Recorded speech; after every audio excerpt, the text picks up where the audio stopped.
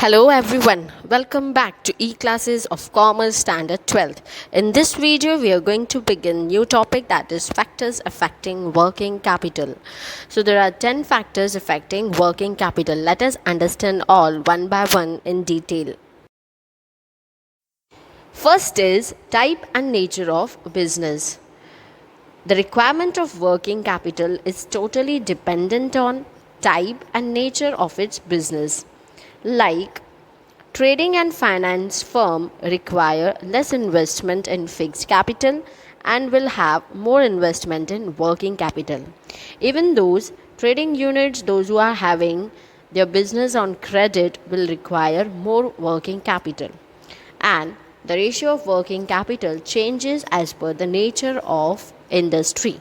For example, you can say gas company, electricity company requires less working capital, while where laborers are working in the industry, that industry requires larger working capital. So the need of working capital is totally dependent on type and nature of its business. Second is size of business. Working capital requirement is directly influenced by size of business. Greater the size, larger will be the requirement of working capital. In some cases, even small concern may need more working capital due to high overhead charges, inefficient use of available resources, and other economic disadvantage of small size. So working capital is dependent on size of its business. Third is production cycle. In manufacturing business, the requirement of working capital increase in direct proportion to length of manufacturing process. The raw material and other supplies have to be carried for a longer period. Like for example, cotton industry and jute industry require larger working capital as the production cycle period is long, while bakery and dairy industry require comparatively less working capital because the duration of manufacturing process is short. Next is production policy and type of demand. The production could be kept either steady by accumulating inventories during slack period with a view to meet high demand during the peak season. The production could be curtailed during the slack season and increased during the peak season.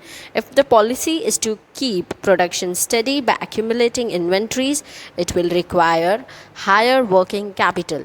That means larger working capital is required if the demand of produced good is seasonal and business unit follows the steady production policies.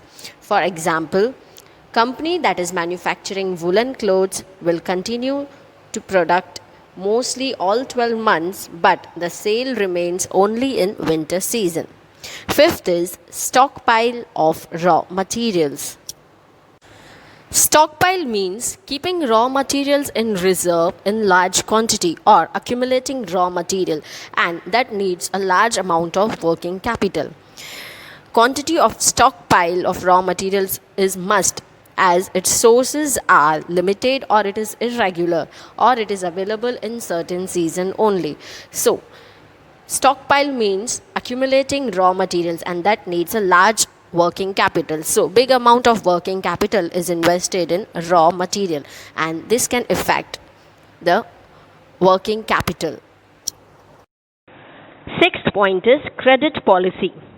So if the business is selling its product or services on cash basis, that business unit will require less working capital. But if business unit is selling its products and services on credit basis, that business unit will require more working capital as huge fund will be tied up in debtors or receivables.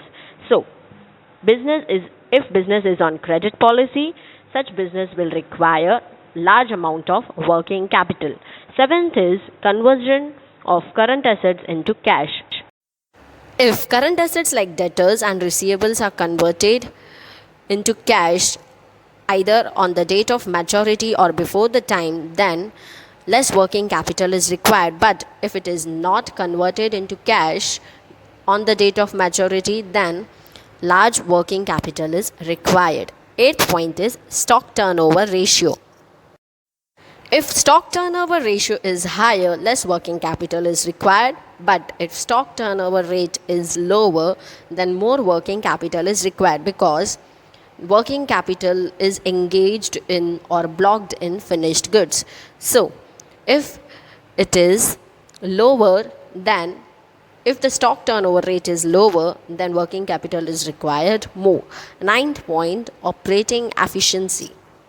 If management is efficient enough to give the maximum output with minimum efforts, then need of working capital can be reduced by efficient utilization of available resources or by removing or reducing wastage by prompt collection. So, if management is efficient enough, then we can reduce the wastage and less working capital can be required. 10th and the last point, distribution of profit.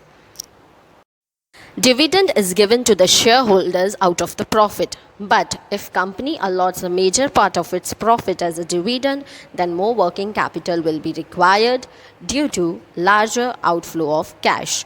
So here we have completed 10 factors affecting working capital. Next topic, 8.5, fixed capital is cancelled by Gujarat Board.